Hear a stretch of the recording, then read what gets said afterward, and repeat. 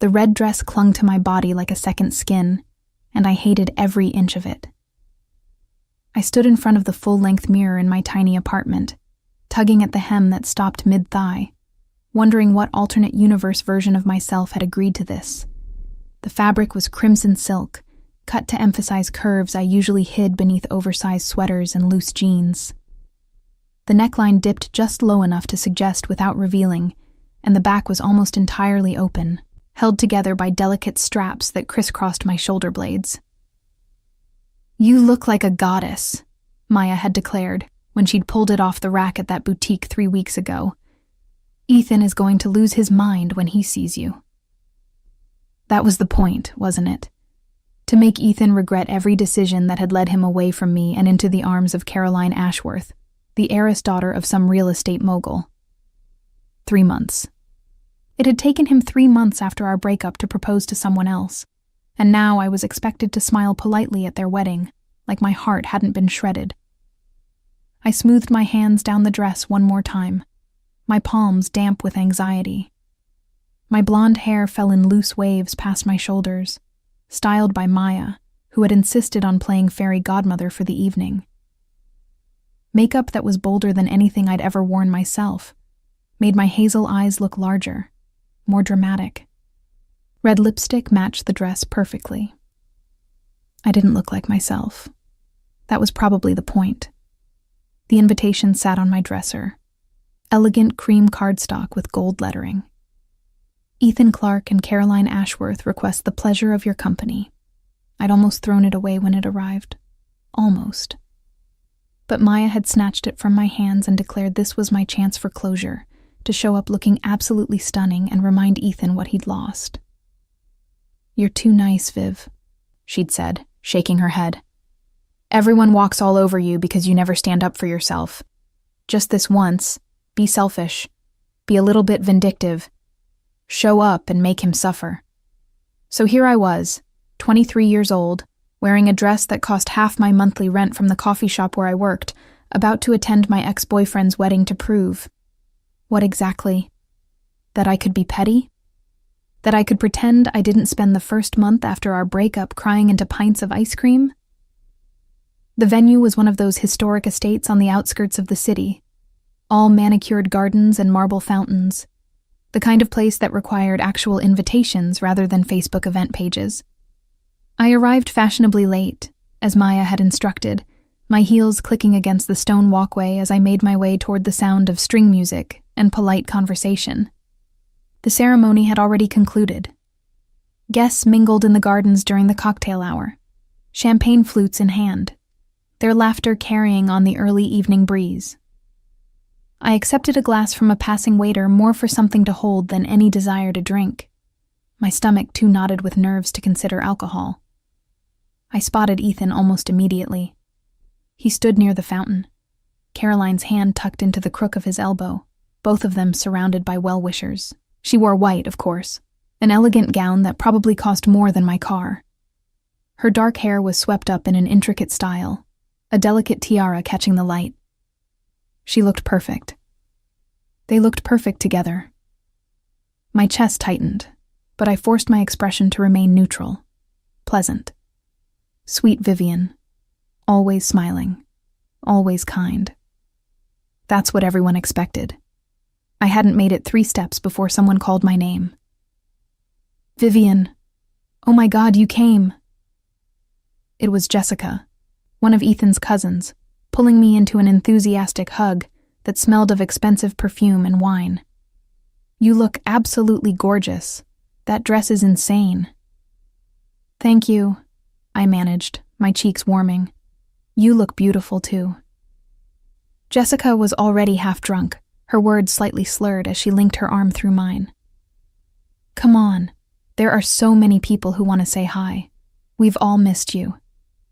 She dragged me through the crowd, introducing me to relatives and friends I vaguely remembered from my 2 years with Ethan. Everyone was polite, complimentary about the dress, carefully avoiding any mention of the awkwardness of my presence at my ex's wedding. I smiled until my face hurt, laughed at jokes that weren't funny, and pretended my heart wasn't slowly fragmenting in my chest. Ethan hadn't looked at me once. An hour passed in a blur of forced pleasantries and champagne I didn't drink. The sun began to set, casting everything in shades of gold and amber. Guests started moving toward the reception hall, a stunning glass structure that overlooked the gardens. I should leave, I thought. I'd made my appearance, proved I could be mature about this. There was no point in torturing myself further. But before I could make my escape, I felt it, that prickling awareness of being watched. I turned slowly, scanning the crowd, and that's when I saw him. He stood apart from the other guests, positioned near the garden's edge where shadows from the surrounding trees created pockets of darkness the setting sun couldn't quite reach. Even from a distance, he was arresting. Tall, easily over 6 feet, with dark hair styled in that effortlessly perfect way that suggested both money and careful attention. His suit was charcoal gray, perfectly tailored to emphasize broad shoulders and a lean, powerful build. Everything about him screamed wealth and danger in equal measure. But it was his eyes that held me frozen. Even across the distance, I could feel the intensity of his gaze, dark and assessing, studying me with an interest that made my skin prickle with awareness. I didn't recognize him. I would have remembered someone like that. "That's Damien Moretti," Jessica slurred in my ear, appearing suddenly at my side again. "Total mystery man. Showed up with the Ashworths, but nobody seems to know exactly who invited him. Rumor is he's some kind of international businessman." She giggled. "More like international orgasm, am I right? Look at him." I tore my gaze away, embarrassed to have been caught staring. I should probably go. "What? No, the reception's just starting. Plus, I think Mystery Man over there has been watching you all night." My pulse jumped despite my better judgment. "He has not." "Has too. Every time I've looked over, his eyes are on you. Maybe you'll get a rebound tonight after all." "Jessica, I'm not—" But she was already being pulled away by another cousin, leaving me alone near the entrance to the reception hall. I glanced back toward where the stranger, Damien, had been standing, but he'd disappeared. Relief and disappointment warred in my chest. I was being ridiculous. Men like that didn't notice girls like me, certainly not when I was playing dress-up in borrowed confidence. The reception hall was even more spectacular inside, all crystal chandeliers and floor-to-ceiling windows. Round tables were draped in white linen, centerpieces of roses and orchids perfuming the air. A live band played soft jazz as guests found their seats. I located my name card at a table toward the back, tucked between 2 elderly relatives of Ethan's, who were already deep in conversation and barely acknowledged my arrival. Perfect. I could sit here in relative anonymity, make it through dinner and the speeches, and then slip away before the dancing started. The meal was served in courses, each plate a work of art I barely tasted. Ethan and Caroline sat at the head table, laughing with their wedding party, looking radiantly happy. I stabbed at my salmon and tried not to watch them, tried not to calculate all the small moments that should have been ours. "You're the ex-girlfriend." The voice came from directly behind me, low and accented with something European I couldn't quite place. Italian, maybe. I turned in my seat to find Damien Moretti standing there, 2 champagne flutes in his hands, his expression unreadable. Up close, he was even more devastating. Sharp cheekbones and a strong jaw, a mouth that suggested both cruelty and sensuality. His eyes were dark brown, almost black, and they studied me with an intensity that made me want to simultaneously run and stay frozen in place. What? My voice came out smaller than I intended. "The ex-girlfriend," he repeated, offering me one of the champagne flutes. "Of the groom. That's why you're sitting back here alone, drinking water and pretending the salmon isn't slowly congealing on your plate." I blinked at him, my practiced politeness momentarily short-circuiting. That's incredibly presumptuous. But accurate.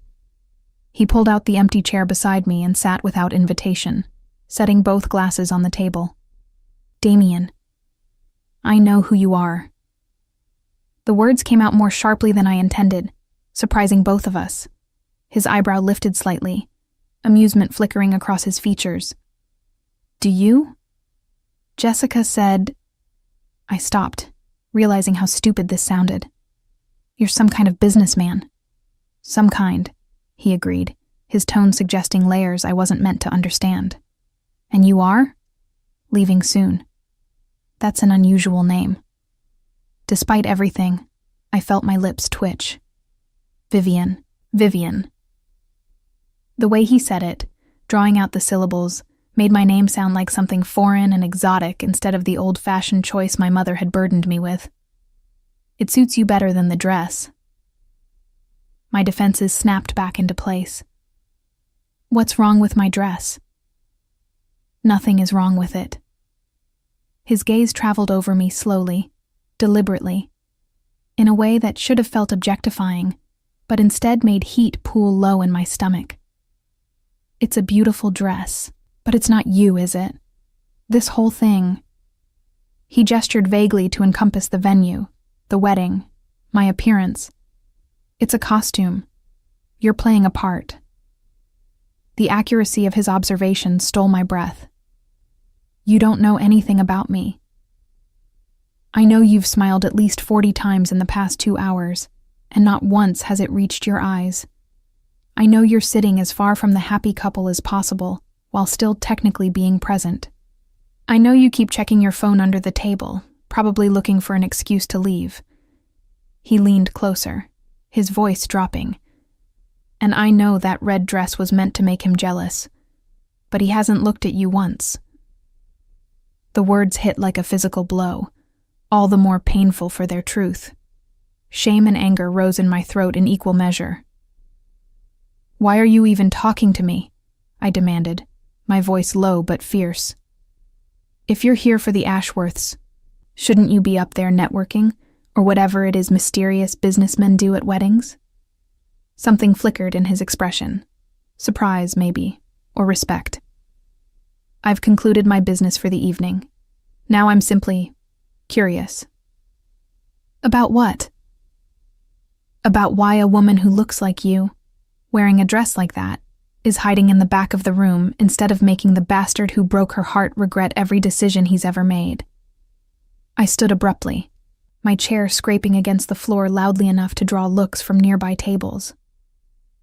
My heart hammered against my ribs, emotions I usually kept carefully locked away threatening to spill over. You don't know what you're talking about. Don't I? He rose with fluid grace, stepping into my space in a way that should have felt threatening, but instead felt magnetic. Tell me I'm wrong, Vivian. Tell me you didn't come here hoping he'd see you and realize his mistake. I came here because I was invited, I said through gritted teeth, aware we were starting to attract attention. And because I'm a mature adult who can handle social situations without falling apart. Bullshit. The word was soft but absolute. You came here to hurt, and you're discovering that some pains are impossible to inflict from a distance. Tears burned behind my eyes, but I refused to let them fall. Not here. Not in front of everyone. Not in front of this infuriating stranger who seemed to see straight through every defense I'd carefully constructed. I need some air, I managed, my voice thick. I turned and walked quickly toward the exit, not caring if it looked like I was fleeing, because that's exactly what I was doing. The gardens were quieter now, most guests having moved inside for dinner. I found a secluded bench behind a hedge maze, far enough from the reception hall that the music became a distant murmur. I sank onto the stone seat, finally allowing myself to feel everything I'd been suppressing. The humiliation of showing up here at all, the crushing disappointment of Ethan's complete indifference, the mortifying accuracy of Damien's observations. You're crying.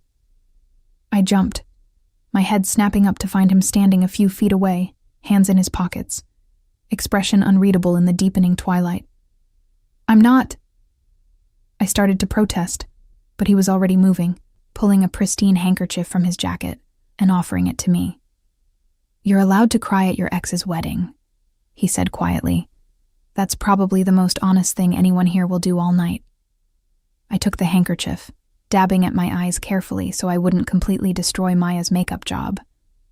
"Why did you follow me?" "Because I'm not finished being curious about you." "Well, congratulations. You got to see me fall apart. Mystery solved." "No." He sat beside me on the bench, close enough that I could smell his cologne. Something woody and expensive that probably cost more than my entire outfit. "The mystery is why you're crying over a man who clearly wasn't worth your time. You don't know him. You don't know us. I know he let you go. That tells me everything I need to know about his judgment." I looked up at him, surprised by the vehemence in his tone. In the fading light, his features were all sharp angles and shadows, dangerous and beautiful. "Why do you care?" "I told you, curiosity. That's not an answer." His mouth curved into something that wasn't quite a smile. "No, it's not." We sat in silence for a moment, the sounds of the reception distant and dreamlike. I should stand up, thank him for his unwanted but oddly comforting presence, and call a car to take me home. This whole evening had been a mistake from the moment I'd said yes to the dress. But before I could move, Damien shifted closer, his hand reaching up to tilt my chin toward him. His touch was warm, his fingers calloused in a way that seemed at odds with his obviously expensive lifestyle. "What are you?" I started to ask, but the words died in my throat as he leaned in. The kiss was sudden, unexpected, and completely overwhelming. His mouth was firm against mine, commanding, tasting of champagne and something darker. For a heartbeat, I froze, shocked into immobility. Then something inside me snapped. I shoved him hard, breaking the kiss, scrambling to my feet as fury ignited in my chest. "What the hell is wrong with you?" I demanded, my voice shaking with rage rather than tears now. "You can't just... Who do you think you are?" Damien remained seated, looking up at me with an expression that might have been amusement if it weren't for the intensity burning in his dark eyes. "Someone who wanted to kiss you." "I don't care what you wanted. You don't just grab people and kiss them without permission. That's assault." "You're right." He stood slowly, and despite my anger, I was acutely aware of how much taller he was, how easily he could overpower me if he wanted. But he kept his distance, his hands visible at his sides. "I apologize. That was inappropriate." "Inappropriate?" I let out a slightly hysterical laugh. "That's putting it mildly." "Would it help if I said you're the first person I've ever felt compelled to kiss without asking first?" "No, that doesn't help at all. That makes it worse." "Why?" Because, I sputtered, unable to articulate exactly why his confession made me angrier rather than flattered. "Because I'm not some damsel for you to sweep off her feet. I'm not a game or a curiosity or whatever sick thing this is for you." "I never said you were." "Then what am I?" I challenged, crossing my arms over my chest. "What exactly do you want from me?" Damien studied me for a long moment, his expression impossible to read in the growing darkness. When he finally spoke, his voice was low and absolutely certain. "I'm still figuring that out. But I promise you, Vivienne, I'm going to find out." Before I could respond, before I could tell him exactly where he could shove his promises and his curiosity, he turned and walked away, disappearing back toward the reception hall and leaving me alone in the garden with my racing heart and the taste of him still on my lips. I didn't hear from Damien Moretti for exactly 3 days. 3 days during which I convinced myself the entire encounter had been some fever dream brought on by emotional distress and too much champagne I hadn't actually drunk. 3 days of Maya texting me constantly, demanding details about the wedding I was too embarrassed to provide. 3 days of forcing myself not to Google his name, because that would mean admitting he'd gotten under my skin. On the 4th day, He showed up at the coffee shop where I worked. I was in the middle of the morning rush, steam from the espresso machine making my hair frizz despite the careful bun I'd twisted it into. My apron was already stained with milk and coffee grounds, my smile wearing thin as customer after customer ordered increasingly complicated drinks with the casual entitlement of people who'd never worked a service job in their lives. Grande half-calf soy latte with 2 pumps sugar-free vanilla and extra foam, I called out, sliding the cup across the counter to a woman who immediately frowned at it like I'd personally offended her. This doesn't look like extra foam. I can remake it if you'd like, I offered with practiced patience, even as the line behind her grew longer and more restless. Never mind. I'm already late. She grabbed the cup and left without tipping, because of course she did. I turned back to the register to take the next order and froze. Damien Moretti stood at the front of the line, looking utterly out of place in his tailored navy suit among the college students in hoodies and stressed office workers in business casual. He was studying the menu board with apparent interest, like he actually needed to consider what to order at a chain coffee shop. "Can I help you?" I asked automatically, my customer service voice masking the sudden spike in my pulse. His eyes met mine, and a slow smile curved his mouth. "Vivian, what a pleasant surprise." "It's not a surprise if you came here on purpose," I said flatly. "No?" He stepped up to the counter, leaning slightly on it in a way that brought him closer to me. "Then perhaps I should say it's pleasant to see you again. What do you want?" "Coffee."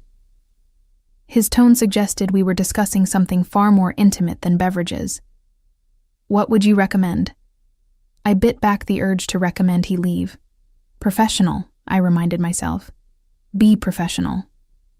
The house blend is popular, or if you want something stronger, the dark roast." "I'll take whatever you're having." "I don't drink coffee." His eyebrow rose. "You work in a coffee shop but don't drink coffee?" "The smell makes me nauseous," I admitted before I could stop myself, then immediately regretted it. That was too personal, too much information for someone who'd kissed me without permission, and then disappeared for 3 days. Something flickered in his expression. Understanding, maybe, or calculation. "Then I'll take the dark roast. Black." Of course he took it black. Of course. I rang him up, my fingers fumbling slightly on the register keys, which he definitely noticed. When I told him the total, he handed me his credit card without looking at the amount. The name embossed on it read, Damien A. Moretti, and the card itself was black metal, the kind banks only issued to people with obscene amounts of wealth. "I'll have that right out for you," I said, passing the card back to him and refusing to meet his eyes. "Vivian, your coffee will be ready at the end of the counter." I was already turning to the next customer, but his voice stopped me. "I'd like to apologize again, properly this time." The woman behind him in line made an impatient noise. I could feel everyone watching us, including my manager who was shooting me pointed looks from the back. "You already apologized," I said quietly. "And I have a line. Have dinner with me." The words hung in the air between us, drawing raised eyebrows from the nearby customers who were definitely eavesdropping. "No. Why not?" "Because I don't have dinner with men who assault me in gardens." His jaw tightened almost imperceptibly. I apologized for that. Apologies don't erase actions. I was aware my voice had lost its customer service sweetness, but I couldn't help it. "You crossed a line." "I know, which is why I'm asking for a chance to make it right." "By taking me to dinner?" "That's your idea of making it right?" "It's a start." The woman behind him groaned audibly. "Can you guys have your lovers' quarrel somewhere else? Some of us have jobs to get to." Heat flooded my cheeks. I'm not. I looked at Damien, who was watching me with barely concealed amusement. "Order your coffee or move aside." He didn't move. "One dinner, that's all I'm asking." And I'm saying no. "Why?" "Because I don't know you. Because you kissed me without asking." Because you're clearly insane if you think showing up at my workplace and asking me out in front of everyone is an appropriate way to apologize. Would you have preferred I showed up at your apartment? A chill ran down my spine. You don't know where I live. His silence was answer enough. The woman behind him had given up and moved to the other register. Other customers were doing the same, shooting us annoyed glances. My manager was definitely going to write me up for this. You need to leave, I said, my voice shaking slightly. Now. Damien studied me for a long moment, then nodded. I'll wait for my coffee at the end of the counter, as instructed. He moved aside, and I turned to help the next customer with hands that trembled. Through the entire interaction, I was aware of his presence, of his eyes on me as I worked. When I finally called out his drink, he collected it without another word. But as he turned to leave, he placed something on the counter beside the register. A business card. Heavy cardstock with minimal text. Damien A. Moretti and a phone number. Nothing else. I should have thrown it away immediately. Instead, I found myself slipping it into my apron pocket before my manager could see. He came back the next day, and the day after that. Always at different times. Mid-morning one day, late afternoon the next, evening once when I was closing. Always ordering the same thing. Dark roast. Black. Always leaving a tip so generous it made my coworkers shoot me curious glances. Always looking at me like I was the most fascinating thing he'd encountered in years. He never asked me out again. Never pushed. Just ordered his coffee, made brief small talk if I allowed it, and left. It was infuriating. By the end of the week, Maya had noticed something was wrong. We were having our usual Friday night dinner at the Thai place around the corner from my apartment, and I'd barely touched my pad Thai. Okay, spill, she demanded, pointing at me with her chopsticks. You've been weird all week. Is this about the wedding? No, maybe. I don't know. That's super helpful, Viv. She studied me with narrowed eyes. Did something happen? Did Ethan say something to you? Ethan didn't even acknowledge I existed. Then what? I debated telling her, but Maya had a way of worming information out of me eventually. There was this guy at the wedding. Her eyes lit up. Oh my God, did you hook up with someone? Please tell me you hooked up with someone. You deserve a hot rebound. I didn't hook up with anyone. I pushed rice around on my plate. He kissed me. And I didn't want him to. Maya's expression immediately shifted from excited to concerned. Viv, did he force you? No, I mean yes, kind of. He kissed me without asking, but when I pushed him away and yelled at him, he stopped immediately. He apologized. Okay, so creepy, but not assault. Did you report him? Report him to who? The wedding police? Fair point. She studied me. But that's not all, is it? What else happened? I told her about Damien showing up at the coffee shop, about the business card, about the daily visits. Maya listened with increasing incredulity. Let me get this straight, she said when I finished. This mystery rich guy who kissed you at your ex's wedding is now stalking you at work? I wouldn't say stalking. Viv, he looked up where you work and has been coming in every day. That's literally the definition of stalking. He's just getting coffee. At the same place every day where you happen to work? Come on. Maya leaned forward. Have you Googled him? No. Bullshit. Show me your phone. I reluctantly handed it over, and Maya immediately opened the browser. Her fingers flew over the screen, then her eyes widened. Holy shit. What? She turned the phone around to show me a news article. Moretti Industries expands into Asian markets. The photo showed Damien in a perfectly tailored suit, shaking hands with what looked like a government official. Moretti Industries, Maya read aloud. One of the largest privately held corporations in Europe, with holdings in real estate, shipping, and private security. She scrolled down. Private security. That's code for something sketchy, right? That doesn't mean anything. There's more. She kept scrolling. Look at this. Allegations of money laundering that were dismissed. Links to organized crime that were never proven. Viv, this guy isn't just some businessman. He's like mafia or something. My stomach dropped. That's ridiculous. The mafia isn't real. Tell that to the 3 different investigative journalists who've written about the Moretti family. She kept reading. His father was Antonio Moretti, who died 5 years ago under suspicious circumstances. Damien took over the family business at 26. I snatched the phone back, staring at the photo of Damien. He looked the same, expensive suit, commanding presence. But now I saw it differently. The hardness around his eyes, the way he stood like violence was always an option, just not one he'd chosen yet. This is insane, I muttered. Insane is him showing up at your work every day when you've clearly told him no. Maya reached across the table to grip my hand. Viv, you need to be careful. This isn't some guy who's just really into you.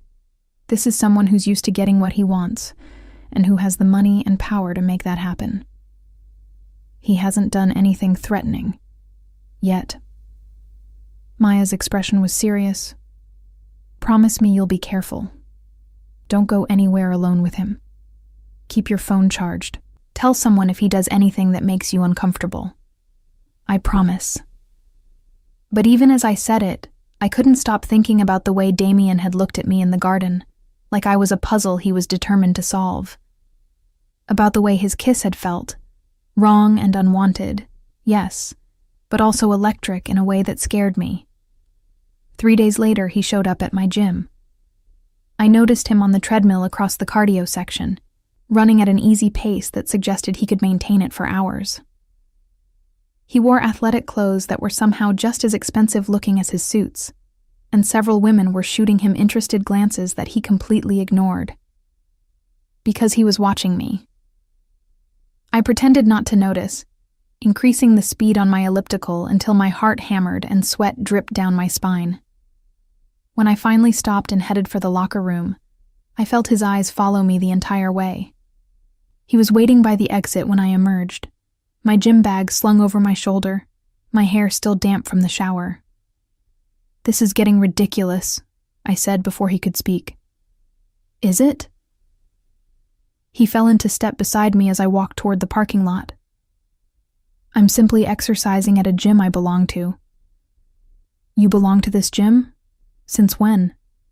Since yesterday. I stopped walking, turning to face him. You joined my gym? I needed a gym in this neighborhood. This one had good reviews. I don't believe you. His mouth curved into that almost smile. Smart girl. Stop following me. I'm not following you. We just happen to keep ending up in the same places. Because you're making it happen. A couple walking past us shot us curious glances. Damien noticed and took my elbow gently, guiding me toward a quieter section of the parking lot. I should have pulled away, but his touch was surprisingly gentle, almost careful. Listen to me carefully, Vivian, he said once we were alone. I'm not trying to frighten you. I'm not trying to force you into anything, but I can't seem to stop thinking about you, and I don't know what to do about that. Try thinking about someone else. I've tried. It's not working. That sounds like a personal problem. It is. He released my elbow, running a hand through his hair in a gesture that seemed genuinely frustrated. I don't usually have to work this hard to get someone's attention. Maybe that's the problem. Maybe you're so used to getting what you want that you don't know how to handle someone saying no. Maybe. He studied me intently. Or maybe I've never wanted something, someone enough to work for it before. I'm not a thing to be obtained. I know that. His voice dropped lower. That's part of what makes you so compelling. We stood there in the parking lot, the evening air cool against my overheated skin, and I searched his face for any sign of insincerity. But all I saw was that same intensity, that focus that made me feel like the only person in the world. "One coffee," I heard myself say, surprising us both. Not dinner, not a date, just coffee in a public place during daylight hours. His expression transformed, that almost smile becoming something genuine and devastating. "When?" "Tomorrow, 2:00, the coffee shop where I work." "Your workplace? That seems like mixing business and pleasure." "It's my day off, and it's public, busy, and safe." I met his eyes steadily. "Take it or leave it." "I'll take it." I turned to walk toward my car, then paused and looked back. "And Damien? If you show up anywhere else I regularly go, my apartment building, my usual grocery store, any of it, the coffee is off and I'm filing a restraining order." He nodded slowly. "Understood." As I drove home, my hands shaking slightly on the steering wheel, I wondered what the hell I'd just agreed to. Coffee with a man who might be involved in organized crime, who'd kissed me without permission, who'd been essentially stalking me for 2 weeks. But I also remembered the way he'd apologized, the way he'd respected my space in the garden once I'd pushed him away. The fact that despite his obvious resources and power, he'd never once tried to force me into anything, just persistently, maddeningly, shown up. Maybe I was insane. Maybe this was the worst decision I'd ever made. Or maybe, just maybe, I was finally allowing myself to be selfish, to want something that wasn't safe or sensible or sweet. Tomorrow at 2:00, I would find out. Damien arrived at exactly 2 p.m. I'd gotten there 30 minutes early, securing a table by the window where I could watch the street, my phone positioned prominently on the table next to my untouched latte. Maya had insisted on knowing exactly where I'd be, what time, and had made me promise to text her every 30 minutes so she'd know I was safe. "If I don't hear from you, I'm calling the police," she'd said that morning, only half joking. "It's coffee, not a kidnapping." With a guy who's potentially in the mafia? Same thing. Now, watching Damien walk toward the entrance, I wondered if she'd been right to worry. He wore dark jeans and a black sweater that somehow looked more expensive than most people's formal wear, his stride confident as he scanned the interior. When his eyes found mine, that small smile appeared, the one I was beginning to recognize, that suggested he found everything about this situation amusing. He ordered at the counter first, and I watched the barista, a college student named Marcus who worked weekends, practically trip over himself to serve him. Even without his usual suits, Damien commanded attention, drew eyes. It wasn't just his looks, though those were undeniable. It was something else, some quality that made people unconsciously step aside, defer to him. Power, I realized. That's what people recognized. The unmistakable aura of someone accustomed to being obeyed. "Thank you for meeting me," he said as he approached the table, his own coffee in hand. "May I?" I gestured to the chair across from me. "You paid for a month of gym membership just to see me exercise. I figured I owed you at least one conversation." He settled into the chair with that same fluid grace, studying me with open interest. "You changed your hair." My hand went self-consciously to the braid draped over my shoulder. "I always braided on my days off." "It suits you.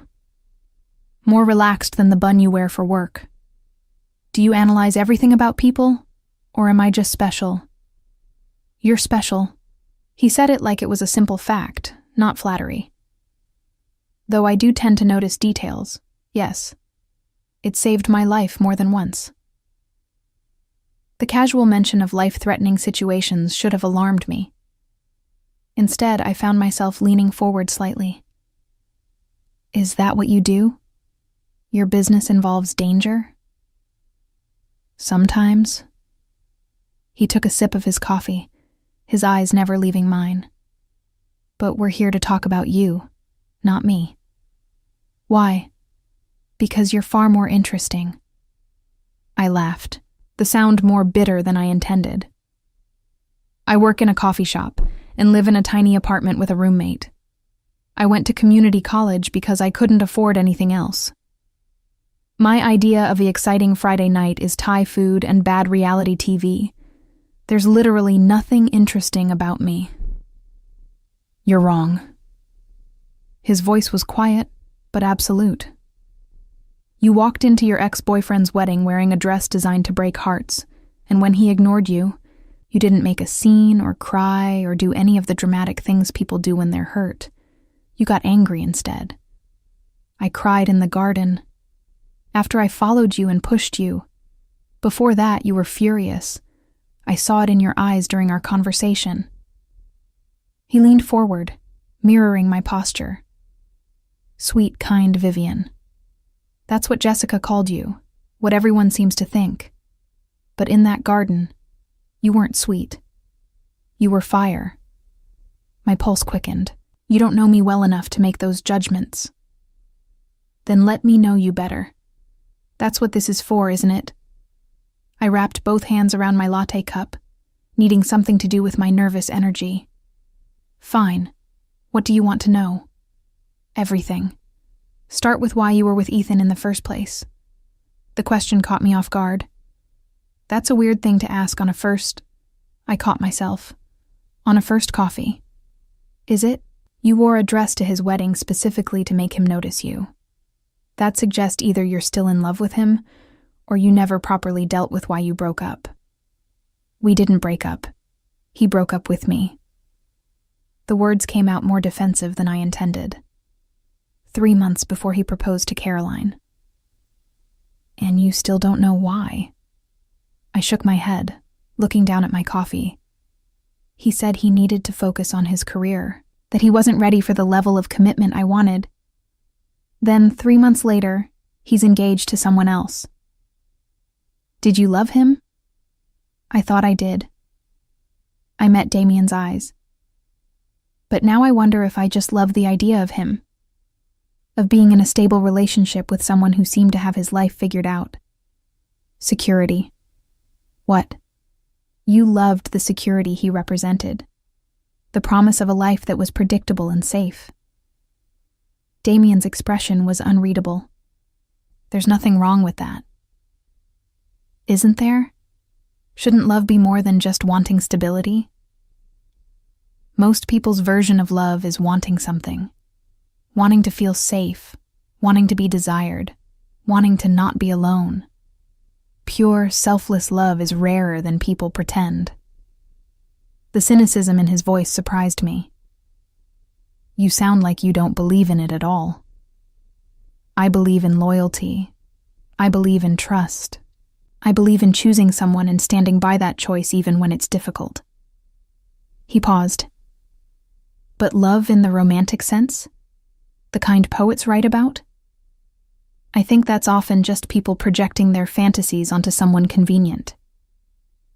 That's incredibly depressing. Is it? Or is it honest? I studied him. This man who looked like he'd stepped out of a fashion magazine but talked like someone who'd seen too much of the world's ugliness to maintain illusions. What about your family? Surely you must have seen examples of good relationships. Something shuddered in his expression. My father loved my mother. I know that absolutely. But that love didn't protect her from the consequences of his choices. What happened? That's not first coffee conversation. But his tone suggested it might never be, that some doors remained locked even to people he let get close. I should have pushed. Should have demanded to know what Maya had found. The allegations, the suspicious death, the questions about organized crime. But something about the way he'd closed off made me hesitate. Tell me about the dress instead, he said, changing the subject with obvious intent. Your friend's idea? I nodded. Maya. She thought it would give me closure, showing up looking good and reminding Ethan what he'd lost. But it didn't work. No. He barely glanced at me all night. I tried to keep the hurt out of my voice and failed. I felt invisible, or worse, irrelevant. You were the most visible person there. To you, maybe. But I gestured vaguely at him. You. What does that mean? It means you're not normal. Normal people don't follow strangers to coffee shops and gyms. Normal people don't look at someone the way you look at me. And how do I look at you? Like I'm something to be consumed, I thought, but didn't say. Like I'm a puzzle you're trying to solve. Close. He leaned back in his chair, that almost smile returning. I look at you like you're the first genuine thing I've encountered in a very long time. And I'm trying to figure out if you're real, or if I've imagined you. The words sent heat through my chest. You can't just say things like that. Why not? It's true. Because I struggled to articulate why his brutal honesty unsettled me so much. People don't just say exactly what they're thinking.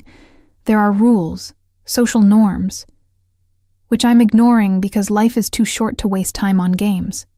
He leaned forward again. I want you, Vivienne. I've wanted you since I saw you standing alone at that wedding, radiating hurt and fury in equal measure. I wanted you when you slapped me in the garden. I wanted you every single day I came to your work, hoping you'd finally say yes to coffee. And I want you right now, sitting across from me, looking at me like I'm insane, but also like you're not entirely opposed to my particular brand of insanity. My mouth had gone dry. I'm not asking you to be. I'm just being honest about what I want. You can decide what you want on your own timeline. And if I never want the same thing, then I'll have wasted a gym membership and consumed far too much mediocre coffee. His tone was light, but his eyes were serious. But I'll respect your choice.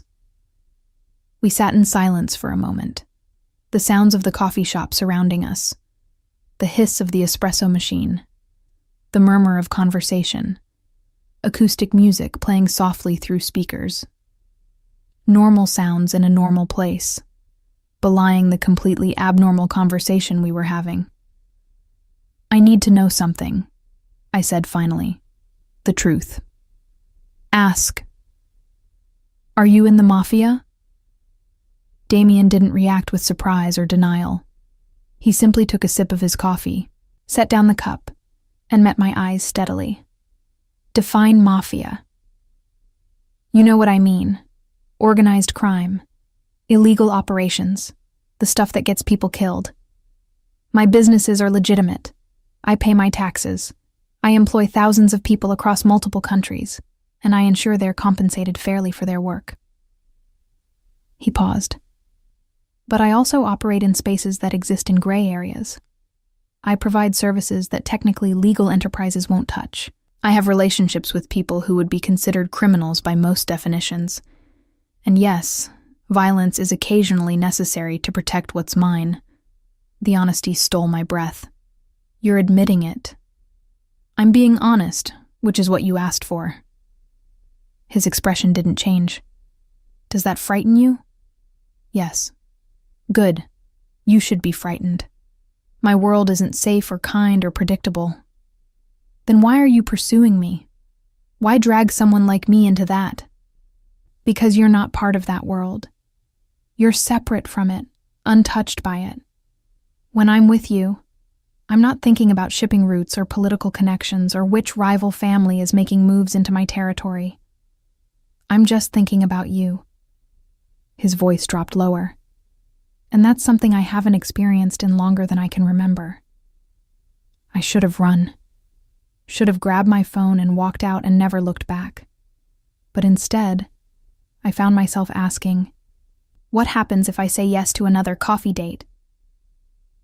Then we have another coffee date, and maybe eventually dinner, and maybe eventually more than that, if you decide you want it. And if your world follows you into mine, I won't let it. The words were a promise and a threat combined. You and whatever we might become are separate, protected, sacred, if you will. You can't guarantee that. No, he admitted. But I can promise I'll do everything in my power to keep you safe. That counts for something, doesn't it? It shouldn't have. I should have been smarter than this, more cautious. Maya would kill me if she knew I was even considering this. But there was something intoxicating about the way Damien looked at me, about being wanted with such single-minded intensity, about being seen as something precious by someone who could have literally anyone. One more coffee date, I heard myself say. But not here. Somewhere neutral. Name the place. There's a bookstore cafe across town. Quiet, small. Nobody knows me there. When? Next weekend. Saturday afternoon. He nodded slowly, a genuine smile finally breaking through his usual reserve. Saturday afternoon at a bookstore cafe. I'll find out which one. Of course you will, I muttered, but without real heat. We talked for another hour, the conversation flowing more easily once the heavy subjects were set aside. He asked about my favorite books, my opinions on terrible reality TV, why I'd chosen to braid my hair today specifically. In return, I learned he spoke 4 languages fluently, had never been to Disneyland, and had strong opinions about the correct way to make espresso. He walked me to my car afterward, keeping a respectful distance, not pushing for more physical contact. But when I unlocked the door, he caught my wrist gently. "Thank you," he said simply, "for giving me a chance I probably don't deserve." "You definitely don't deserve it," I agreed. "But apparently I'm not as smart as I thought I was. Or maybe you're smarter than you give yourself credit for. Maybe you recognize that some risks are worth taking." Before I could respond, he lifted my hand and pressed his lips to my knuckles, old-fashioned, almost courtly. Then he stepped back, releasing me. Until Saturday, Vivian. I drove home in a daze. Maya's texts coming through rapid fire the moment I was out of the parking lot. But I didn't answer them yet. I needed to process what had just happened, what I'd just agreed to. I was going on a second coffee date with a man who'd essentially admitted to being a criminal, who'd been stalking me in the most persistent, unsettling way, who looked at me like I was the only thing in the world worth paying attention to, and despite every logical reason I shouldn't, I found myself looking forward to Saturday. The bookstore cafe was everything I'd hoped it would be, tucked into a quiet neighborhood I rarely visited, with floor-to-ceiling shelves, mismatched furniture, and the comforting smell of old books and fresh coffee. Saturday afternoon sunlight streamed through tall windows, casting warm pools of light across worn hardwood floors. I'd arrived 20 minutes early again, unable to help myself, and claimed a small table in the back corner. My book, a mystery novel I'd been trying to finish for weeks, lay open in front of me, but I'd read the same paragraph 4 times without absorbing a single word. Mystery or thriller? Damien's voice startled me. He stood beside the table, 2 coffee cups in hand, looking unfairly good in jeans and a dark green sweater that brought out the warmth in his brown eyes. Mystery. How did you... You're reading the same page you were when I walked in 10 minutes ago.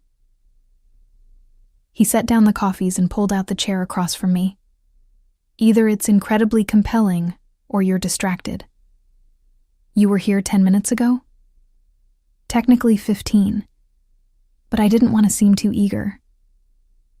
That almost smile appeared. Though I suppose admitting I was watching you browse defeats the purpose. I should have been irritated by that.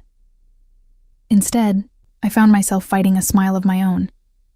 You're terrible at playing it cool, you know that?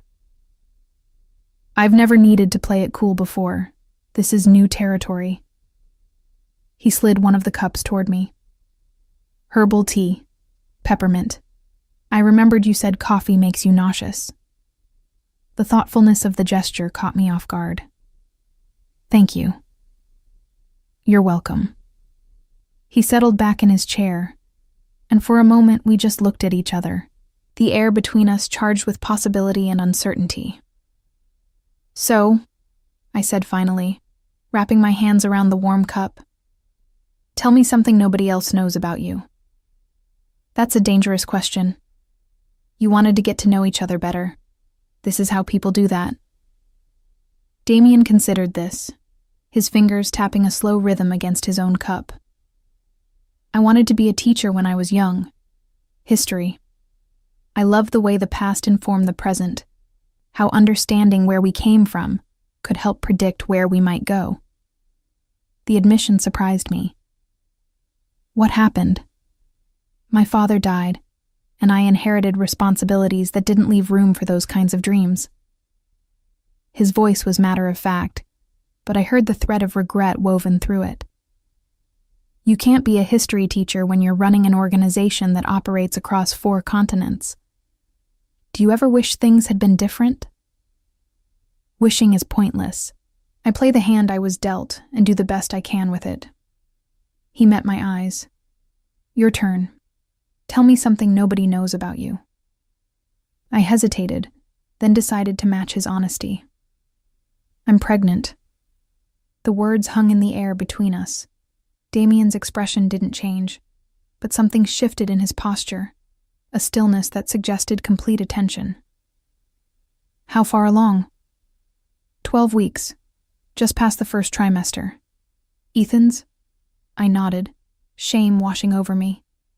We were together for 2 years. I thought we had a future.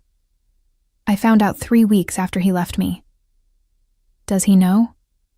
No. And I'm not planning to tell him. I looked down at my tea.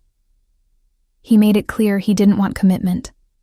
I'm not going to force him into being a father just because the condom failed. That's remarkably generous considering he abandoned you. It's not generous, it's practical. I don't want my child growing up with a father who resents their existence. The words came out more bitter than I intended. I've seen what that does to kids. Damien was quiet for a long moment, his dark eyes studying me with that unnerving intensity. Is that why you're being careful with me? Because you're protecting not just yourself, but your child? That's part of it, yes. I met his gaze steadily. I don't have the luxury of being reckless anymore. Every choice I make affects another life now. Which is why you should run from me as fast as possible. Probably. And yet you're here. And yet I'm here, I echoed, not entirely sure why that was true. Damien leaned forward, his voice dropping lower. I need you to understand something, Vivian. If we do this, if you decide you want more than coffee dates with me, I'm not going to be a casual thing. I don't do casual. I don't do halfway. When I commit to something, to someone, it's absolute. My heart hammered against my ribs. That sounds intense. It is, but you should know what you're getting into before you make any decisions. What about the baby? I forced myself to ask. That doesn't scare you off? Should it? Most men would run, especially men like you who could have anyone they want. His expression softened imperceptibly. Most men are fools who don't recognize something valuable when it's right in front of them. Your child doesn't scare me.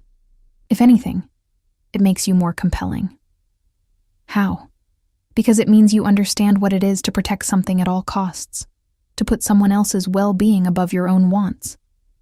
He paused. That's a quality I respect. We talked for 3 hours after that, the afternoon fading into evening, as we covered everything from favorite childhood memories to strong opinions about terrible movie sequels. The conversation flowed easily, interrupted only by occasional trips to get more tea or browse the bookshelves together. I learned Damien had a sister who'd died when he was 19, that he'd taught himself to cook after his mother passed, that he collected first edition books but rarely had time to read them. He learned I'd wanted to be a nurse but couldn't afford the schooling, that I was terrified of heights but loved thunderstorms, that I had a secret addiction to true crime podcasts. Your turn, he said as we stood browsing the mystery section, our shoulders almost touching. Worst date you've ever been on. I laughed. There was this guy in college who took me to his grandmother's house for our first date. That doesn't sound terrible. She spent the entire evening showing me his baby pictures and asking when we were going to give her great-grandchildren on the first date. Damien's laugh was genuine, transforming his usually serious face. Fair enough. Though in his defense, that's a strategic move. Get the family approval early. Is that what you're doing? Getting approval early? I don't need anyone's approval. He pulled a book from the shelf, examining the cover. But if I were introducing you to people who mattered to me, I'd make sure they understood you were important. The casual way he said it, you were important, made my breath catch. We've known each other less than a month. Time is relative. I've known people for years who've never mattered, and I've known you a few weeks and can't seem to stop thinking about you. He replaced the book and turned to face me fully. Does that scare you? Yes. Good. It should. He reached out, tucking a loose strand of hair behind my ear in a gesture that felt impossibly intimate. Because I'm about to make it worse. How? I want to take you to dinner. A real date, not coffee in neutral territory. Somewhere nice where I can see you in another beautiful dress and spend hours learning everything else there is to know about you. Damien, before you say no, know that I'm aware of the complications. I know you're pregnant. I know you're cautious. I know my world is dangerous, and you have more than yourself to protect now. His hand remained near my face, not quite touching, but close enough that I could feel the warmth of his skin. But I also know that I'm not going to stop wanting this. Wanting you, regardless of how many logical reasons there are to walk away. This is insane. Completely. I should say no. You should. But I'm not going to, I heard myself say, surprising both of us. His smile was slow and devastating. When? Next Friday, 7 o'clock. And Damien, pick somewhere quiet. I don't do well with crowds. Noted. He lowered his hand, but his eyes remained intense. I'll send a car for you. I can drive myself. You could, but you won't have to. Before I could argue, he added, My driver is security vetted. I'm not putting you in a car with just anyone. The reminder of his world, of danger and security and the need to be cautious, should have made me reconsider. Instead, I found it strangely reassuring. Whatever else Damien was, he took protection seriously. We walked back to my car as the sun set, painting the sky in shades of orange and pink. He didn't try to kiss me, didn't push for more physical contact. But the way he watched me, the focus in his gaze, felt more intimate than a touch. Thank you for today, I said as I unlocked my car door. Thank you for saying yes. He held the door as I slid into the driver's seat. Drive carefully. I will. And Vivian? He leaned down slightly, bringing himself to my eye level. Thank you for telling me about the baby. That took trust, and I don't take that lightly.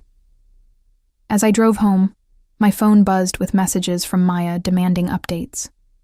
But instead of answering them, I found myself thinking about Damien's words. Time is relative.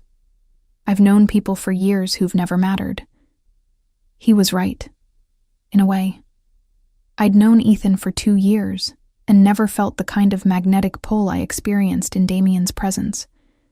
Had never felt seen the way I did when those dark eyes focused entirely on me, which was either the most romantic thing that had ever happened to me or a massive red flag I was choosing to ignore. Probably both. When I finally texted Maya back, I kept it simple. I'm in trouble. Her response came immediately. Good trouble or bad trouble. I stared at my phone, thinking about next Friday's dinner date, about the way Damien looked at me like I was something precious, about how I was letting a potentially dangerous man into my life when I was supposed to be focused on preparing for motherhood. Not sure yet, I typed back. But I don't think I can stop now. The dress Damien sent arrived Thursday afternoon. I'd come home from my morning shift at the coffee shop to find a large black box sitting outside my apartment door, tied with silver ribbon and embossed with the name of a designer boutique I'd only ever walked past with my nose pressed to the window. A small card rested on top in thick cream cardstock, Damien's handwriting bold and precise. For tomorrow. D. Maya, who'd come over to help me pick out something appropriate for the date, let out a low whistle when I opened the box. Inside, nestled in tissue paper, was a deep emerald green dress that looked like liquid silk. "Holy shit," she breathed, reaching out to touch the fabric. "Viv, this is Valentino. Do you know how much this costs?" "I don't want to know. Several $1,000s, at least." She lifted it carefully from the box. "Try it on." "I'm not keeping it. I'm going to wear something from my own closet." "Don't be stupid. You're going to dinner with a billionaire who sent you designer clothes. You wear the dress. It feels like, I don't know, like he's buying me or something." Maya leveled me with a look. "He's courting you. There's a difference. Now try on the damn dress before I do." The dress fit perfectly, which should have been impossible since Damien had never seen me in anything but work clothes and casual outfits. But somehow he'd gotten my measurements exactly right. The silk draped over my small baby bump in a way that was flattering without being obvious, the color bringing out the green flecks in my hazel eyes. "You look like a princess," Maya said softly. "A really hot, slightly dangerous princess." I studied my reflection, barely recognizing myself. This is crazy, right? All of this? Completely insane. She came to stand beside me. But also kind of amazing? When's the last time a guy made this kind of effort for you? Never. Exactly. Ethan never once sent you flowers or planned a surprise or made you feel special. This guy, criminal background and stalker tendencies aside, is clearly obsessed with you. That's not necessarily a good thing. No, but it's not necessarily bad either. She squeezed my shoulder. "Just be careful, okay? Keep your phone on you. Text me every hour. And for God's sake, don't go anywhere private with him until you're absolutely sure you trust him." The Blacktown car arrived at exactly 7 on Friday evening. The driver was a stocky man in his 50s with kind eyes who introduced himself as Marcus and helped me into the back seat with surprising gentleness. "Mr. Moretti asked me to assure you that I've been with the family for 20 years and you're perfectly safe in my care," he said as we pulled away from the curb. "The family?" "His father employed me first. I've known Damien since he was a boy." Marcus met my eyes in the rearview mirror. "He's a good man, miss. Whatever you might have heard or fear about him, he's a good man where it counts." The drive took 40 minutes, heading toward the more exclusive part of the city where buildings were separated by gates and security rather than mere property lines. We pulled up to what looked like a private residence rather than a restaurant, a restored Victorian mansion with warm light glowing from tall windows. Damien met me at the entrance, and my breath caught. He wore a charcoal suit that was somehow both formal and casual, his dark hair perfectly styled, a small smile curving his lips as he took in my appearance. "You're devastating in that dress," he said simply. "Thank you for wearing it. Thank you for sending it. Though you shouldn't have. It's too much." "Nothing is too much when it comes to you." He offered his arm. "Shall we?" The interior of the house was even more stunning. Original architectural details combined with modern luxury, artwork on the walls that looked like it belonged in museums. Damien led me through to a private dining room where a table had been set for 2, candles casting flickering light across crystal and china. "You rented an entire restaurant?" "I own the house. The chef is someone I hired for the evening." He pulled out my chair. "I remembered you said you don't do well with crowds." The thoughtfulness stole my breath. It's too much, Damien." "You keep saying that. But I disagree." He sat across from me, his eyes warm in the candlelight. You deserve to be somewhere beautiful, somewhere you can relax and not worry about being watched or judged. A server appeared, a woman in her 30s who introduced herself as Marie and described the evening's menu with genuine enthusiasm. Every dish she mentioned made my mouth water, and I realized I'd been so nervous about tonight that I'd barely eaten all day.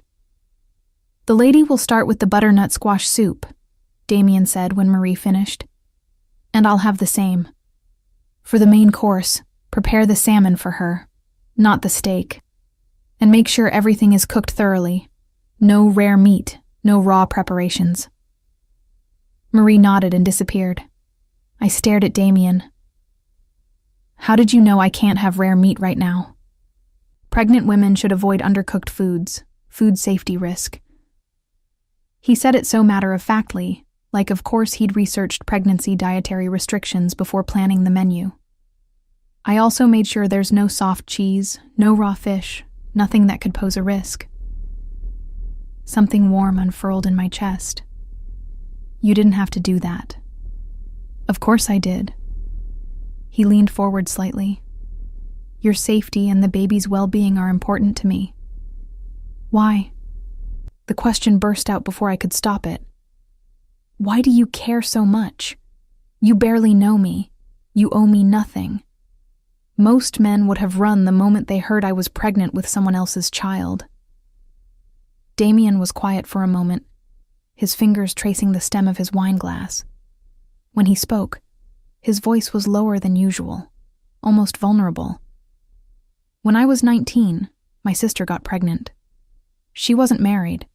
The father wanted nothing to do with it. And my father, he was old-fashioned, traditional. He made her feel ashamed of something that should have been celebrated." He paused, pain flickering across his features. "She died during childbirth. The baby didn't make it either. And one of my last memories of her is watching her cry because she felt so alone, so abandoned." My throat tightened. "I'm so sorry."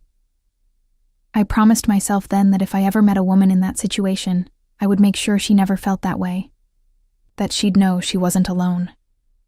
His eyes met mine, intense and sincere. "And then I met you. Brave and beautiful, wearing a red dress to face your pain, pushing me away in a garden because you refused to be anyone's victim. You're everything my sister deserved to be and never got the chance to become." Tears pricked at my eyes. "You can't project your sister onto me." "I'm not. I see you clearly, Vivian. Probably more clearly than anyone else in your life. You're terrified and trying to hide it. You're grieving a relationship that should have been more than it was. You're facing motherhood alone and pretending you're fine with it when you're anything but." His voice gentled. "But you're also strong and stubborn and refusing to let any of it break you. That's what draws me to you. Not some ghost of my sister, but you yourself." The soup arrived, giving me a moment to compose myself. It was delicious, perfectly seasoned, with a hint of cinnamon that complemented the sweetness of the squash. We ate in comfortable silence for a few minutes before Damien spoke again. "Tell me about your family." I hesitated, then decided honesty was the only fair response to his vulnerability. "My mom died when I was 15. Cancer. My dad. He tried his best, but he didn't really know how to be a single parent. We grew apart. I swirled my spoon through the soup. He remarried 2 years ago. Nice woman. They're happy. But there's always been this distance between us since Mom died, like we're strangers who used to know each other." "So you're alone too." "I have Maya and other friends sort of, but family?" I shook my head. "No, it's just me now. And soon the baby, not just you." The certainty in his voice made me look up. "Not anymore." "Damien, you can't just... We've known each other a few weeks. You can't commit to someone you barely know." "Watch me." He set down his spoon, giving me his full attention. "I told you before, I don't do things halfway. If I'm in this with you, I'm all in. That includes the baby. That includes figuring out how to blend my world with yours, without destroying what makes you who you are. Your world, I repeated, thinking about the research Maya had done, about the allegations and questions. We should probably talk about that. What do you want to know? Everything. I deserve to know what I might be walking into. Damien nodded slowly, as if he'd been expecting this. My father built an empire that straddles the line between legitimate business and organized crime. Import-export on paper, but with connections and operations that extend into gray areas most people prefer not to think about. He held my gaze steadily. When he died, I inherited that empire. I've spent the past 5 years trying to legitimize as much as possible, moving money into legal ventures, cutting ties with the most dangerous associates, building a front that can withstand scrutiny. But some connections can't be severed. Some deals were made that I'm still honoring. And some enemies my father made are now my enemies too, whether I want them or not. Are you in danger? Always. He said it so simply, like commenting on the weather. But I'm careful. I have good security, and I don't take unnecessary risks. Except with me. A ghost of a smile touched his lips. Except with you. Though I don't consider you a risk. More like an opportunity. For what? For something normal. Something real. Something that isn't about power or money, or maintaining the empire. His voice dropped lower. You make me want to be better, Vivian. To deserve the way you look at me. The main course arrived. Perfectly prepared salmon for me, steak for him. We ate and talked about lighter things, books we'd both read, places we wanted to travel, whether pineapple belonged on pizza. I said yes. He said absolutely not. We agreed to disagree. But underneath the surface conversation, I felt the weight of everything unsaid. The danger he lived with. The impossibility of what we were attempting. The fact that in a few months, I'd be a mother, and involving myself with someone like him meant potentially exposing my child to risks I couldn't fully comprehend. You're overthinking, Damien observed as dessert was served, a chocolate torte that looked almost too pretty to eat. How do you know? You get this little crease between your eyebrows when you're worried about something. He reached across the table, his finger gently smoothing the spot he'd mentioned. The touch was brief, but electric. Talk to me. I don't know if I can do this, I admitted quietly. Not because I don't want to, but because I don't know if it's fair. To the baby, I mean. Bringing them into a situation that might be dangerous. Would it help if I told you that I'd die before I let anything happen to either of you? That's not reassuring. That's you admitting there might be something to happen. He sat back, considering this. You're right. I can't promise you safety, not absolutely. But I can promise you that if you choose to be with me, you'll have resources and protection you've never had before. You'll never have to worry about rent or medical bills or any of the practical concerns that keep you up at night. Your child will have the best of everything. Education, opportunities, security. That sounds like you're trying to buy me. I'm trying to give you options. There's a difference. His expression was serious. I know what it's like to struggle, Vivian. My father came from nothing. He built everything we have from scratch, and it cost him pieces of his soul along the way. I don't want that for you. I don't want you working yourself to exhaustion at a coffee shop, worrying about how you'll afford diapers and daycare.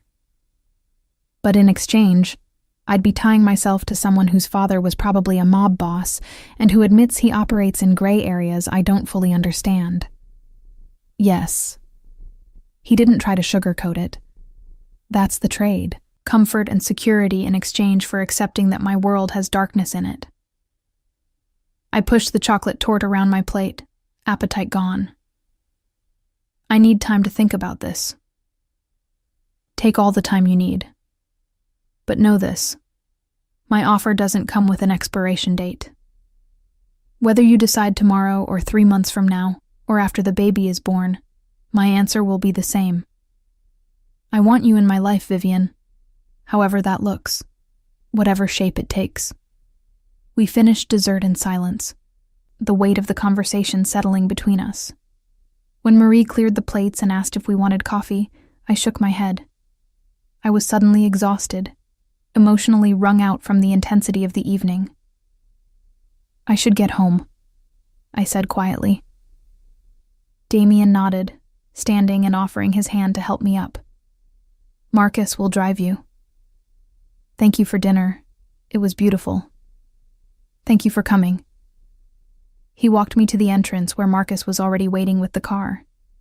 But before I could step outside, Damien caught my hand, his thumb brushing over my knuckles. Vivian, whatever you decide, know that tonight mattered to me. You matter to me.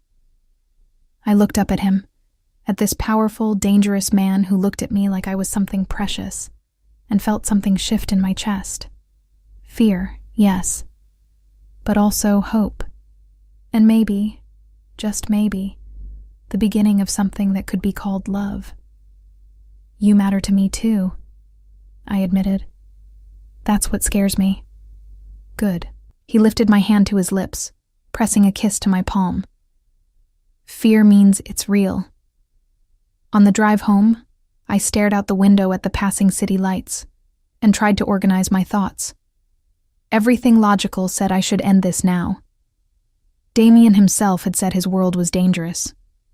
I had a baby to think about, a future to protect. But I also thought about the way he'd researched pregnancy dietary restrictions, about the dress that fit perfectly, about the vulnerability in his eyes when he'd talked about his sister, about the way he made me feel seen and valued and important for the first time in longer than I could remember. Maybe some risks were worth taking. Maybe some people were worth the danger they brought with them. Or maybe I was just a fool falling for the wrong man at exactly the wrong time. I'd have months to figure out which one was true. The text came 3 weeks later, at 2:17 in the morning. I jolted awake, my hand instinctively going to my growing belly, a habit I'd developed as the pregnancy became more obvious. My phone screen glowed in the darkness, Damien's name appearing with a message that made my blood run cold. Someone knows about you. Pack a bag. I'm sending Marcus. I was still staring at the text when my apartment buzzer sounded, insistent and urgent. Through the peephole, I saw Marcus's familiar form, his usually calm face tight with tension. Miss Vivian, we need to go, now. What's happening? I'll explain in the car, please. Mr. Moretti was very clear about the timeline. Something in his voice made me move. I grabbed my purse, threw on the jacket hanging by the door, and followed him into the hallway. Maya's apartment was dark. She was visiting her parents this weekend, which now seemed like a blessing. The drive to Damien's house took 20 minutes that felt like hours. Marcus explained in terse sentences. A rival family had discovered I existed, had connected me to Damien, saw me as leverage. There had been surveillance, questions asked in places I frequented. Damien had people watching the watchers, which was how he'd learned about it before anything happened. How bad is it? I asked, my hand still pressed protectively over my stomach. Bad enough that Mr. Moretti is considering options he swore he'd never use again. Marcus met my eyes in the rearview mirror. He cares about you very much, Miss Vivian. I've known him since he was a boy, and I've never seen him like this. Damien was waiting when we arrived, the door opening before Marcus could even park. He pulled me from the car with barely controlled urgency, his hands framing my face as he searched my expression. Are you all right? Did anyone follow you? Did you notice anything unusual in the past few days? I'm fine. I didn't notice anything. Damien, what's going on? He guided me inside, not releasing his grip on my hand. The house was different than I remembered from our dinner. The warm lighting replaced by harsh brightness, Several men I didn't recognize positioned at strategic points, all of them armed. The Kozlov family, Damien said without preamble. Russians I've been having territory disputes with for the past year. Someone in their organization identified you leaving my house after our dinner. They've been watching you since then. Fear spiked through me. Watching me how? Photos, video surveillance. They know where you live, where you work, your daily routine. His jaw was tight with barely contained rage. They know about the baby. Oh God, they won't touch you. The words were spoken like a vow. I've already set things in motion. But you can't go back to your apartment. You can't go back to your job. You need to disappear until this is resolved. Disappear where? For how long? I have a property upstate, remote, secure, fully staffed with people I trust. You'd be safe there. For how long? I repeated, pulling my hand from his. Days? Weeks? Months? I can't just vanish from my life, Damien. I have responsibilities, bills to pay, friends who will worry. I'll handle all of it. Your rent, your expenses, explanations to anyone who matters. But your safety is non-negotiable, Vivian. Yours and the baby's.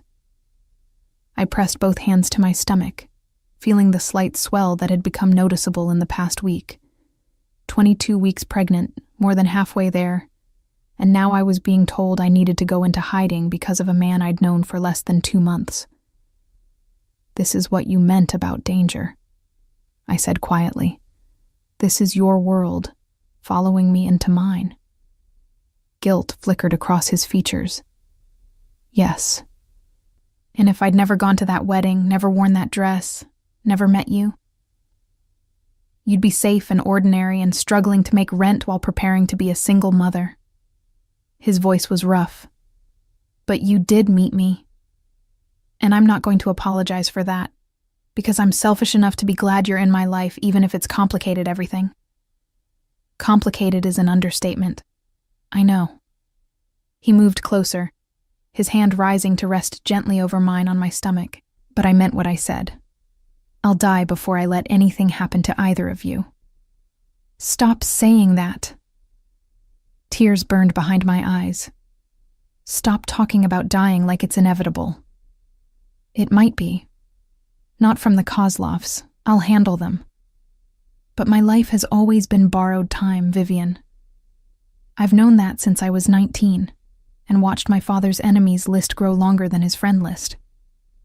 Every day I wake up is a gift, and I'm not going to waste it pretending I'm in a safe profession.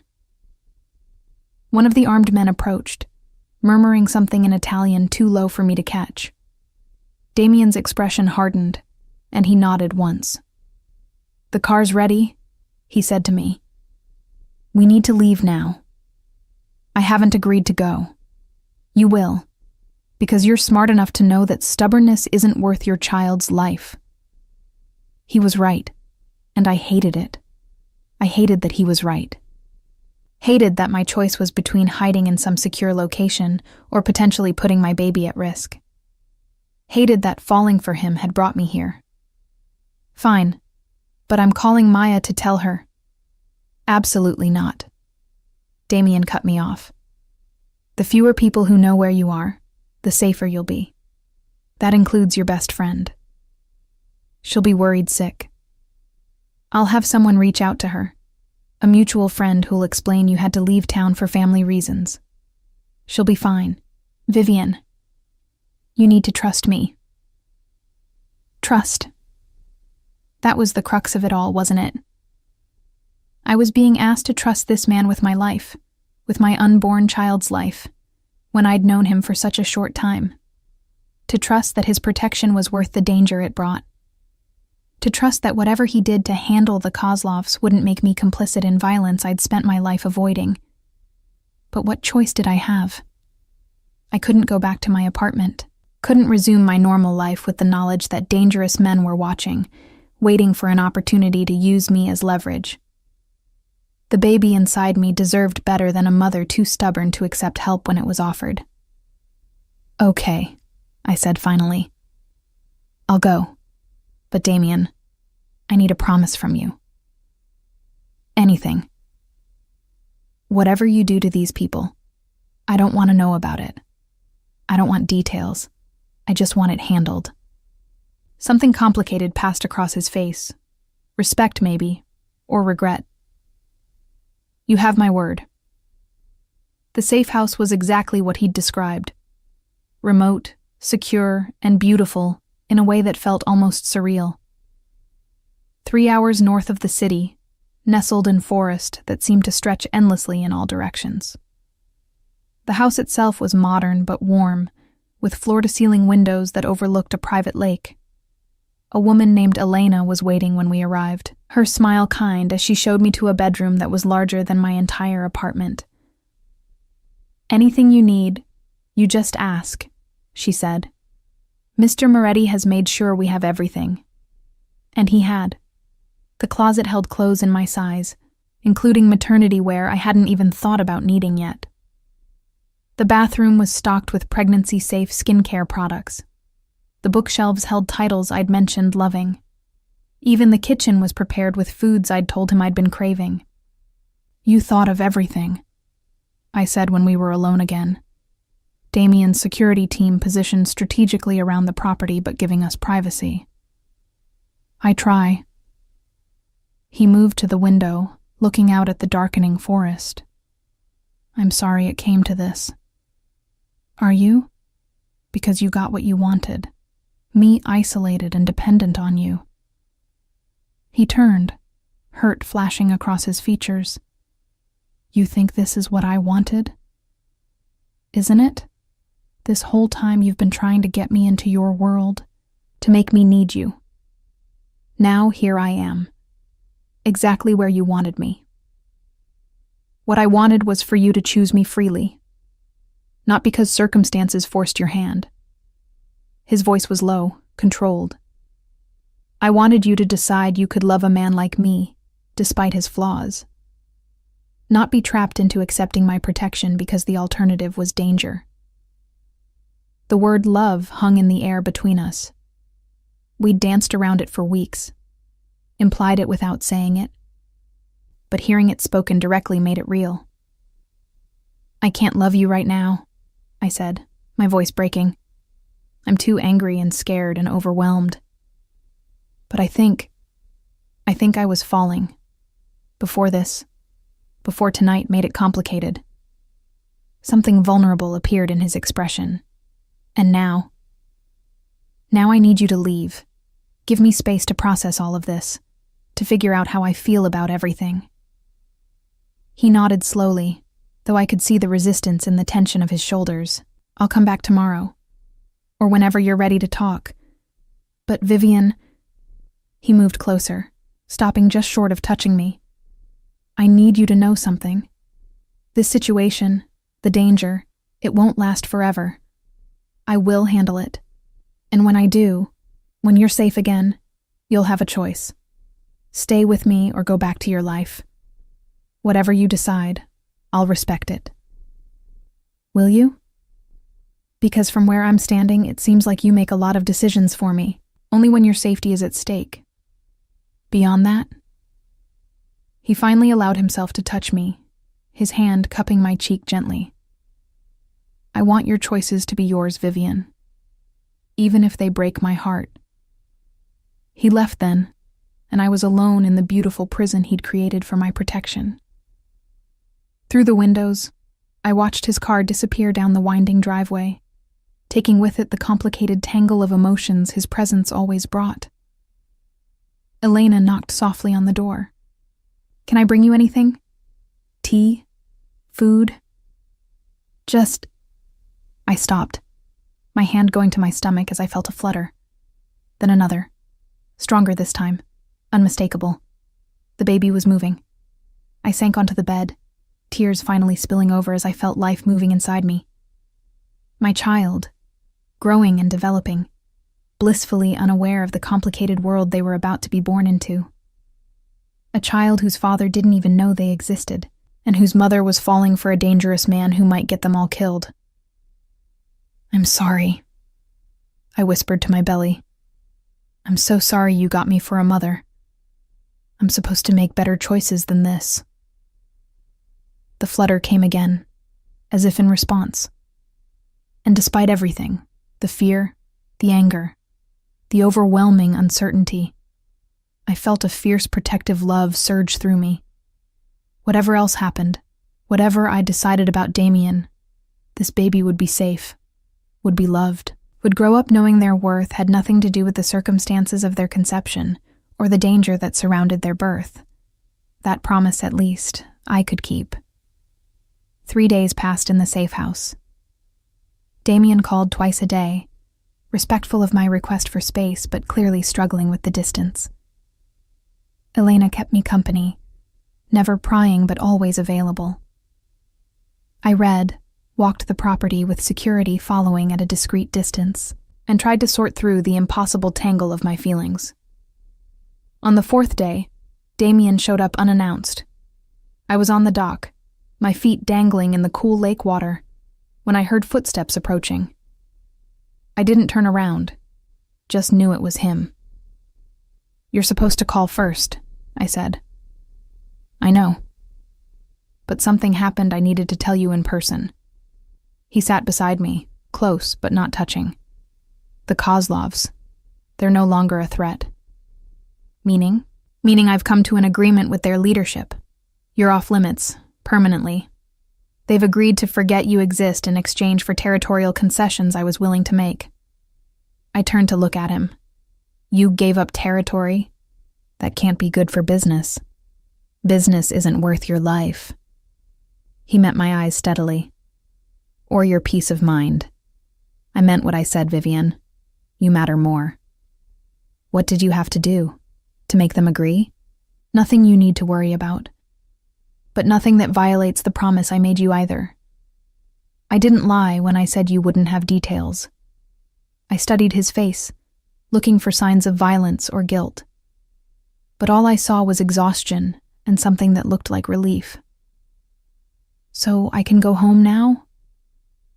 If that's what you want. Your apartment is still there, untouched. Your job is still available. I made sure of it. You can resume your life exactly as it was before that wedding." "Can I?" I asked quietly. "Because I'm not sure I can pretend the past 2 months didn't happen, that you didn't happen." Hope flickered in his expression. "What are you saying?" "I'm saying..." I took a deep breath. "I'm saying I don't want to go back. Not to the apartment, not to the coffee shop, not to struggling alone. But I also don't want to be trapped or controlled or feel like I'm losing myself in your world. What do you want?" "I want partnership. I want to be part of decisions that affect me. I want to know I can leave if things become too much. But also know you'll fight to make me want to stay." I placed my hand over his on the dock. "I want to try this, Damien. Really try. But on terms that respect both our needs." His hand turned over, fingers interlacing with mine. "I can do that. I can give you partnership. Even when it means compromising? Especially then. Because you're worth more than my pride or my need for control." I leaned against his shoulder, feeling the solid warmth of him, and thought about the baby growing inside me. About the life I'd imagined versus the life that seemed to be unfolding.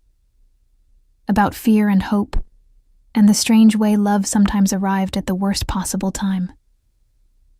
"My baby is going to need a father figure," I said quietly. "Not necessarily Ethan. Just someone who'll show up and be present and make them feel valued." Damien's arm came around me, protective and gentle. "I can be that, if you'll let me." "You'd really do that? Raise another man's child?" "I'd be raising your child. That's all that matters." He pressed a kiss to my temple.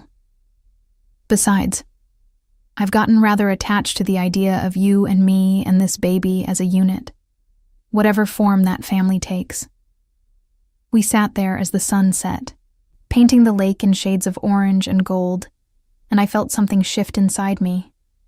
Not quite peace, There was still too much uncertainty for that. But maybe the beginning of it. The possibility that this impossible thing we were attempting might actually work. "Take me home," I said finally. "Not to the apartment. Home to wherever you are. Because I think that's where I belong now." Damien's smile was the most genuine I'd seen from him, transforming his usually guarded face. "Are you sure?" "No. But I'm sure I want to try." 6 months later, I gave birth to a daughter, Charlotte Marie, named after both our mothers. Damien was there for every moment, never leaving my side even when labor stretched for 14 hours, and when they finally placed her in my arms, tiny and perfect and screaming with healthy lungs, I looked up to find tears streaming down his face. "She's beautiful," he whispered. "You're both beautiful." "Welcome to fatherhood," I said softly. "Is that what this is?" I thought about Ethan, who'd never even known I was pregnant, about the family I'd imagined versus the one I'd found, about how love sometimes arrived in the most unexpected packages. "Yeah," I said, reaching for his hand and placing it over Charlotte's tiny fingers. "That's exactly what this is." 3 years later, I wore a different dress to a different wedding, my own. Small ceremony, just family and close friends, in the garden where Damien had kissed me that first night. Charlotte was flower girl, taking her job very seriously as she scattered petals with concentrated determination. "You know," I said to Damien as we danced at the reception, "if someone had told me that night at Ethan's wedding that I'd end up here, I would have called them insane." "What changed?" I looked up at him, at this man who'd pursued me relentlessly, protected me fiercely, and loved me, and my daughter, without reservation. I stopped being afraid of what could go wrong, and started focusing on what was going right. And what's the verdict? I smiled, thinking about Charlotte asleep in Maya's arms at a nearby table, about the life we'd built together, complicated and imperfect, but undeniably ours, about how the worst night of my life had somehow led to the best. Verdict is, sometimes the best things happen when you wear the wrong dress to the wrong wedding and catch the right person's attention. Damien's laugh was warm against my ear.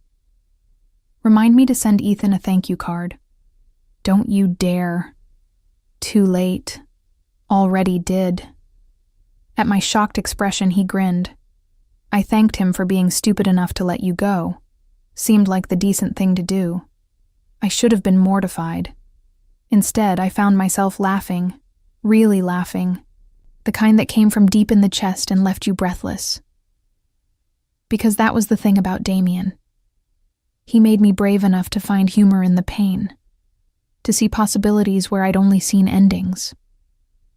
"I love you," I said when I could breathe again. "Even when you're absolutely ridiculous. I love you too." He pulled me closer, swaying to music that had shifted to something slower, more intimate. "And our daughter, and this life we've built, even when it's complicated, especially when it's complicated," I corrected. Because complicated was honest, complicated was real, and after years of trying to make simple work when it clearly didn't, complicated felt exactly right.